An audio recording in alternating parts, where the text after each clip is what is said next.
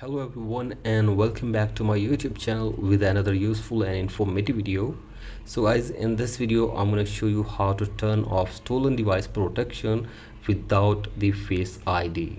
So guys, if you want to turn off the stolen device protection and it needs your Face ID but you don't have access to your Face ID, or whether it is not working and you're unable to turn off stolen device protection, here I will show you how can you turn it off without using your Face ID.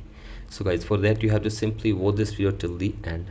So guys, first of all, go back to your home screen, and now you have to simply open the settings on your device and then go to screen time, and now scroll it below and tap on content and privacy restrictions and turn off the toggle for content and privacy restrictions from here.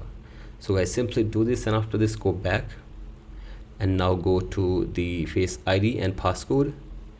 Enter your passcode for one time, and here you have to scroll it below and go to the stolen device protection, and from here you have to simply tap on this toggle to turn off your stolen device protection feature on your iPhone. So as here you can see this, it asks for the Face ID. Since I don't have my Face ID, here you have to simply tap on try Face ID again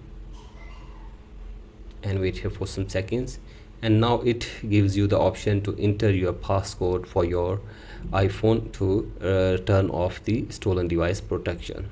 So I simply tap on enter passcode and enter the passcode, and now you will be able to turn stolen device protection off with the passcode of your iPhone. So as here you can see this, the stolen device protection is now turned off.